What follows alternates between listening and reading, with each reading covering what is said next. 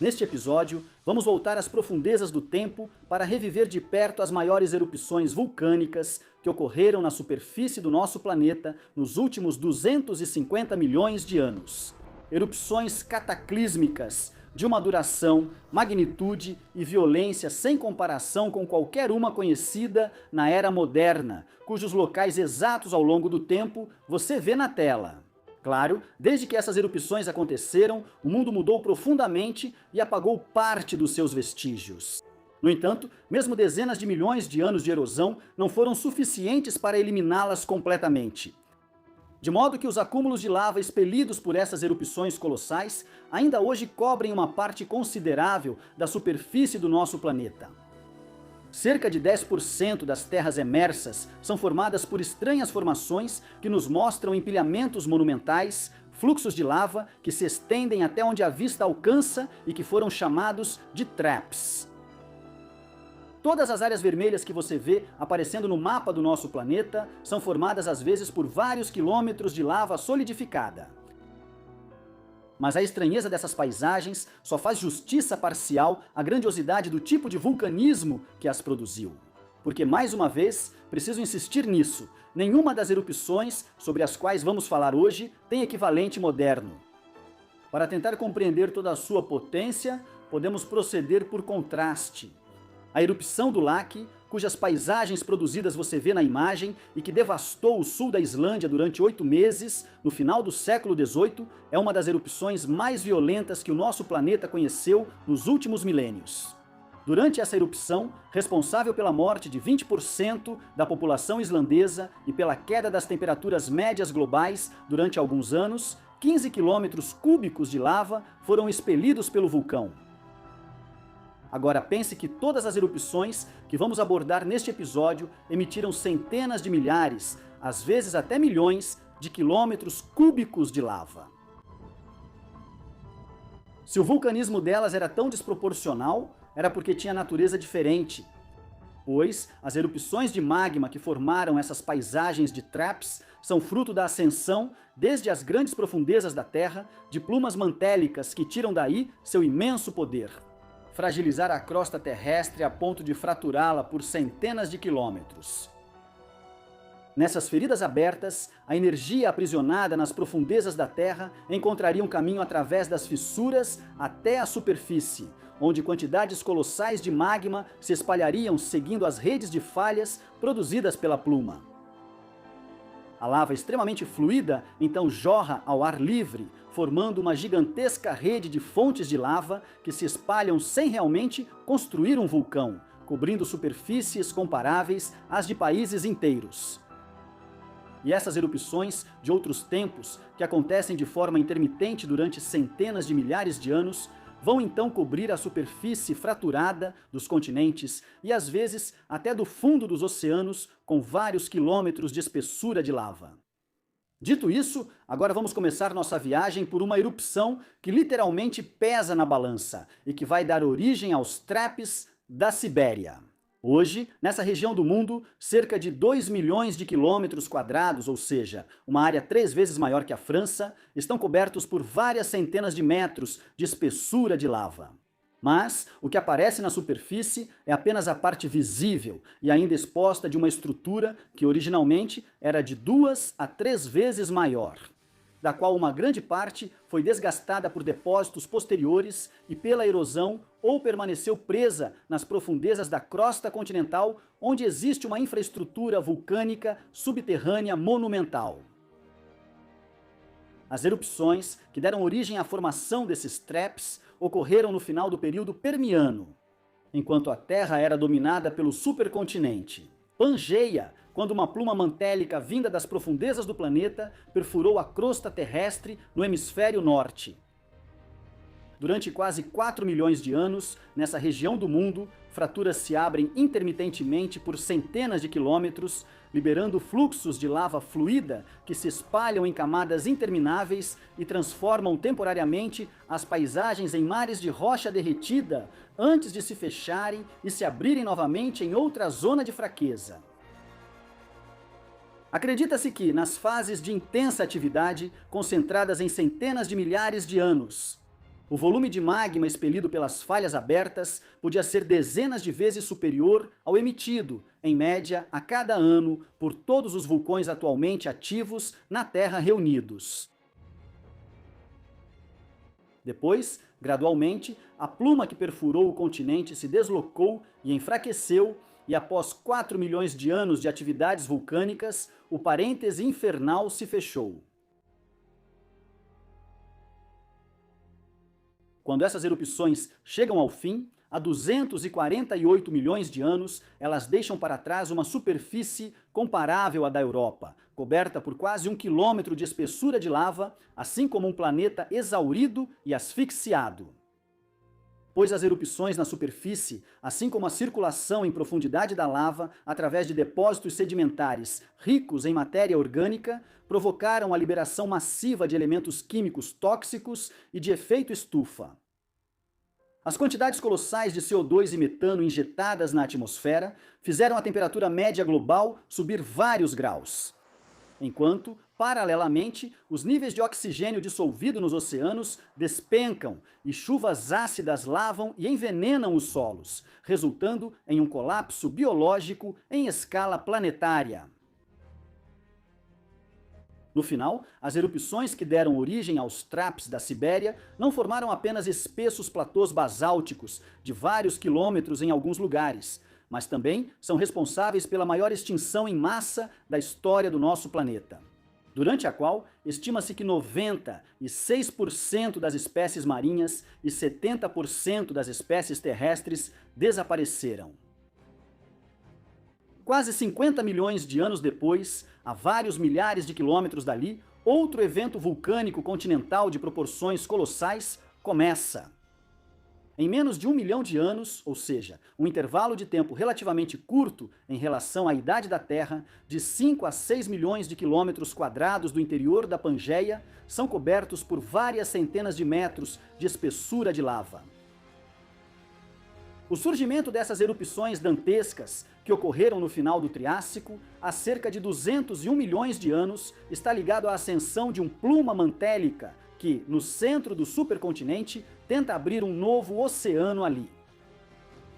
Submetida a forças de extensão consideráveis impostas pelos gigantescos volumes de magma basáltico que tentam alcançar a superfície, a crosta da Pangeia, que resiste como pode, se fratura por milhares de quilômetros.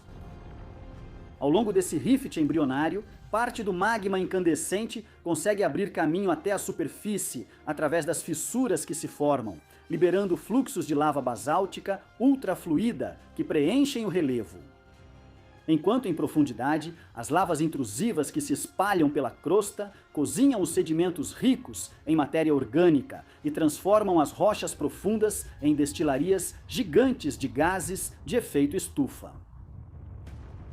Lá também, esse vulcanismo intenso vai contribuir para enfraquecer os ecossistemas, perturbar o clima e acidificar os oceanos. E assim, abrir caminho para uma renovação brusca da biosfera, fazendo desaparecer cerca de 20% das espécies marinhas e uma parte importante dos grandes vertebrados terrestres do planeta. No final, o continente Pangeia consegue resistir e a abertura do oceano fracassa. Mas quando o vulcanismo se extingue, ele ainda deixa para trás uma crosta enfraquecida que várias dezenas de milhões de anos depois facilitará o nascimento do Oceano Atlântico. Com o tempo, os fragmentos desses vastos platôs basálticos serão dispersos pelo movimento das placas tectônicas. De modo que hoje encontramos, de um lado e de outro do oceano e na superfície de 3 continentes diferentes, paisagens de traps empilhados que constituem os vestígios fragmentados desses episódios de vulcanismo dantesco, quase contínuos, que quase fragmentaram a Pangeia. Vamos agora voltar 183 milhões de anos no tempo, à época do Jurássico Inferior, para presenciar as erupções de Caru-Ferrar, que começaram a rasgar a parte sul da Pangeia. Cerca de 20 milhões de anos depois que o continente conseguiu resistir à tentativa de abertura de um novo oceano. Essa região do globo, batizada de Gondwana, começa então a se fragmentar gradualmente sob o efeito das forças tectônicas colossais que abalam o continente.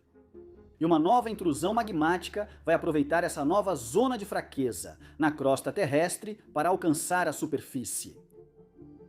Em apenas 500 mil anos, quase 2,5 milhões de quilômetros cúbicos de lava serão expelidos através de duas gigantescas fissuras que se estendem de oeste a leste por uma distância de mais de 6 mil quilômetros de comprimento. A chegada desses fluxos, cujas vazões superam em várias ordens de grandeza todos os vulcões atuais, vai, em uma sucessão de pulsos extremos, nivelar e preencher os relevos em 3 milhões de quilômetros quadrados, cobrindo, ao final, grande parte do que se tornará mais tarde a África do Sul, a Antártica, assim como uma parte da América do Sul, da Índia e da Austrália. As erupções de Caru-Ferrar também vão desencadear a extinção do Tuarciano, durante a qual, em apenas cerca de 500 mil anos, os volumes gigantescos de CO2 e dióxido de enxofre liberados pelas erupções na atmosfera vão perturbar drasticamente a química dos oceanos e causar o colapso dos níveis de oxigênio dissolvido na água. Enquanto isso, os níveis de dióxido de carbono na atmosfera vão dobrar, passando de cerca de 500 partes por milhão para quase 1000 partes por milhão. Em escala planetária, a temperatura dos oceanos vai aumentar de 3 a 7 graus. Quando as erupções de Caru-Ferrar terminam e as fissuras se fecham, quase um quarto das espécies marinhas foram extintas. E a crosta do sul do Gondwana, enfraquecida por essa intensa onda de calor, acelera sua fragmentação, aproveitando as linhas de fraqueza abertas pelo vulcanismo. No entanto, essa crise, como as anteriores, não trouxe apenas morte. Ela também favoreceu o surgimento de outras formas de vida, pois, onde linhagens animais ou vegetais desaparecem, outras podem ocupar seu lugar. Assim, os nichos ecológicos deixados vagos por essa catástrofe vão favorecer a diversificação dos dinossauros. 48 milhões de anos depois, no final do Cretáceo Inferior, a fragmentação do Gondwana já está bem avançada. E na fissura que está se formando entre a África e a América do Sul, onde o Rift Sul-Atlântico está nascendo, começam os derramamentos de lava que deram origem aos trapes de Paraná e de Tandek. Em apenas 3 milhões de anos, 1,5 milhão de quilômetros cúbicos de lava vão se espalhar pela superfície, numa área tão grande quanto 2 vezes o tamanho da França.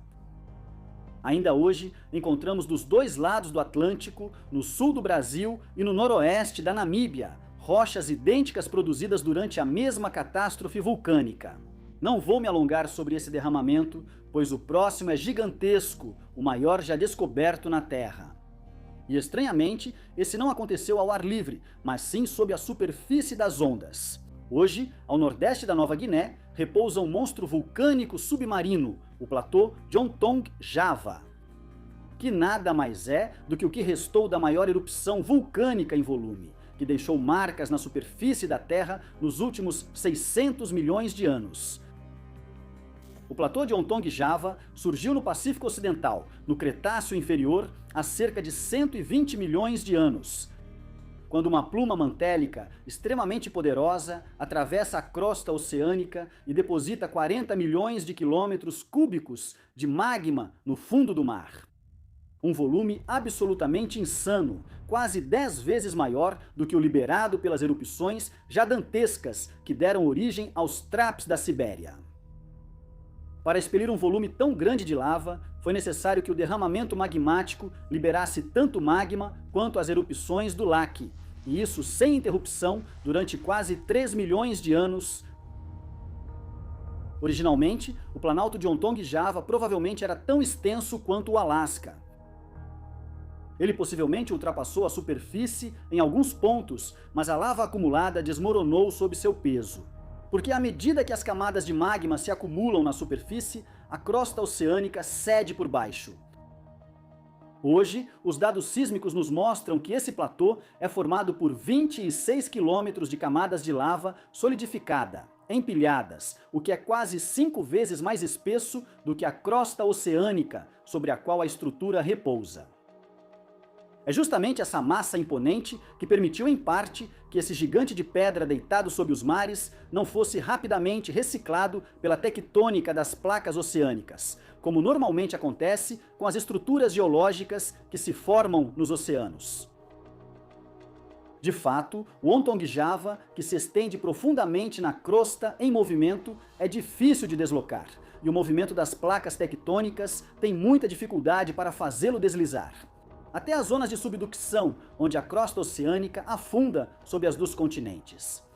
Outra estranheza: embora na formação do Ontonguejava esteja associada à emissão de 10 vezes mais lava do que as erupções que deram origem aos trapes da Sibéria, ela não está associada a nenhuma grande extinção em massa. Localmente, a chegada repentina de tal volume de magma no Pacífico Sul deve ter alterado profundamente a circulação das correntes marinhas e acidificado a água a ponto de levar muitas espécies submarinas à extinção. Mas o fato das erupções terem ocorrido ao longo do tempo e, sobretudo, de as lavas não terem atravessado nem queimado sedimentos ricos em matéria orgânica e o fato de que os gases liberados pelas erupções tenham sido em grande parte absorvidos pelas águas atenuaram bastante o impacto desse cataclismo. O que, é preciso reconhecer, foi algo bom para o planeta. 53 milhões de anos depois que os fluxos em Ontonguejava cessaram. Uma parte do oeste da Índia, que se separou da África e iniciou sua longa jornada em direção à Ásia, também foi vítima de ascensões de magma de proporções colossais. Enquanto ela se encontra no centro do Oceano Índico, praticamente na vertical do atual ponto quente da Ilha da Reunião. E em apenas 2 milhões de anos, esses 1,5 milhão de quilômetros cúbicos de lava são derramados sobre o futuro subcontinente. Esse vulcanismo fora do comum, enorme, é a origem das formações dos Traps do Deccan, cujos planaltos basálticos, espessos em alguns pontos por vários quilômetros, hoje cobrem cerca de 500 mil quilômetros quadrados das regiões do oeste da Índia. Mas essas dimensões já impressionantes são enganosas, pois representam apenas a parte que conseguiu chegar até nós após 65 milhões de anos de erosão. E acredita-se que as lavas do Deccan cobriam inicialmente mais de 1,5 milhão de quilômetros quadrados antes que o tempo viesse reduzir essa extensão. O auge das erupções que construíram essas paisagens de lava empilhada situa-se em uma janela temporal estreita que precede e segue de perto o impacto do meteorito de Chicxulub, que, na mesma época, veio atingir nosso planeta do outro lado do mundo. Vindo por fim ao mestre incontestável do Cretáceo, os dinossauros, cujo reinado já havia sido fragilizado pelas emissões vulcânicas dantescas do Deccan. Então, há 65 milhões de anos, a fonte de magma enfraqueceu. E enquanto a Índia continuou sua trajetória rumo ao norte, a atividade do ponto quente prosseguiu, em ritmo reduzido, dando origem ao longo dos milhões de anos seguintes às Mascarenhas, Rodrigues, Maurício e a Reunião. Só 5 milhões de anos após os fluxos de lava cessarem na Índia. No outro lado do mundo, uma bolha magmática aproveita a fragmentação do supercontinente Eurásia e a abertura do Atlântico Norte, que enfraqueceram a crosta, para abrir um sistema de fissuras com vários milhares de quilômetros de extensão que vai do sul da Groenlândia até a Escócia e o norte da Escandinávia, e através do qual torrentes, de forma intermitente durante quase 5 milhões de anos, formando planaltos basálticos com centenas de quilômetros de extensão e, frequentemente, com várias centenas de metros de espessura. Uma parte dessas camadas de outra época é hoje visível na superfície de algumas regiões do oeste da Escócia. Lá também, assim como em Ontonguejava, o fato de que a maioria das lavas tenha sido derramada no fundo do oceano vai diminuir o impacto de sua chegada. As erupções que formaram os traps dessa região do mundo são bastante peculiares, pois, ao contrário da maioria daquelas associadas à ascensão de plumas mantélicas profundas, que são eventos relativamente pontuais e desencadeiam sua fúria. Alguns milhões de anos no máximo antes de recuar, aqui, as subidas de magma nunca pararam completamente. Ao longo das dezenas de milhões de anos que se seguiram ao pico de atividade, grandes volumes de lava continuaram a subir, concentrando-se praticamente sempre no mesmo lugar e acabaram dando origem à Islândia. Na verdade, acredita-se que o ponto quente atualmente localizado sob a ilha, que é um dos mais ativos do planeta, seja herdado de uma veia aberta pela subida das lavas, iniciada há cerca de 60 milhões de anos, uma veia que nunca teria realmente se fechado e teria continuado a funcionar em um regime reduzido. Existe, aliás, hoje, outra região do nosso planeta que, depois de ter sido vítima de uma subida de magma mantélico, nunca se extinguiu de verdade. Essa região fica no chifre da África. Lá, nos altos planaltos abissínios, encontramos os impressionantes traps da Etiópia. Esses fluxos de lava seca, que em alguns lugares se acumulam em até 2.500 metros de espessura, se formaram há 30 milhões de anos, quando a Arábia Saudita começou a se separar da África. Durante 500 mil anos, erupções erráticas e repetidas inundaram as paisagens com 500 mil quilômetros cúbicos de lava basáltica. Cada fase de fluxo principal, que construiu os traps da Etiópia, podia expelir tanta lava quanto todos os vulcões atualmente ativos na Terra, juntos durante vários milênios. E a localização desses fluxos não é por acaso. Elas coincidem com os primórdios da abertura do Mar Vermelho e do Rift da África Oriental, que criaram caminhos privilegiados para a ascensão do magma que estava acumulado abaixo. 30 milhões de anos após a formação dos traps da Etiópia, essa região continua sendo uma das mais ativas tectonicamente do planeta. E o vulcanismo continua escrevendo lentamente as primeiras linhas de um futuro oceano. Na região da depressão de Afar, onde as placas africana, somali e arábica estão se separando, a crosta continental que está se afinando favoreceu o surgimento de vulcões clássicos, que se formam e se alinham ao longo das linhas de fraqueza da África Oriental. Felizmente para nós, as erupções magmáticas do tipo que acabamos de sobrevoar continuam sendo relativamente raras na escala da história da Terra, ocorrendo em média uma a cada 10 a 20 milhões de anos. As mais recentes, que produziram o planalto basáltico de Colômbia, no noroeste dos Estados Unidos, começaram a ocorrer há 17 milhões de anos e terminaram há 6 milhões de anos. Embora os volumes expelidos por essas erupções, que deixaram para trás um acúmulo de lava cobrindo as paisagens por cerca de 200 mil quilômetros quadrados, sejam quase 10 vezes menores do que os do Deccan, ainda assim, elas estão muito além de todas as erupções da Era Moderna. Durante os picos de atividade dos derrames magmáticos que deram origem a essas paisagens, volumes dezenas de vezes maiores do que os expelidos pelo lac podiam sair de um único conjunto. Ao mesmo tempo, e inundar com lava centenas de quilômetros ao redor. Desde que esse sistema se extinguiu há 6 milhões de anos, nenhum derrame importante de lava fluiu na superfície da Terra. Mas nosso planeta, inevitavelmente, ainda passará por eventos desse tipo no futuro. Por enquanto, é impossível prever exatamente onde ocorrerá a próxima grande erupção. Por outro lado, sabemos que certas regiões do mundo, à la surface amincie, enfraquecidas, estão mais ameaçadas do que outras. Se você acha que vai viver milhões de anos e que seu objetivo na vida é evitar acabar bem acima da subida de uma bolha de magma vinda das grandes profundezas, então é melhor não investir em imóveis na Islândia ou no chifre da África, que estão entre as regiões com mais chances de um dia serem engolidas pela lava. Aqui você encontrará uma playlist para descobrir outros vídeos dedicados às paisagens alucinantes do passado do nosso planeta. E ali, um episódio dedicado às regiões que foram atingidas por meteoritos. E se você tiver um minuto sobrando, eu ficaria curioso para saber qual é a sua erupção favorita.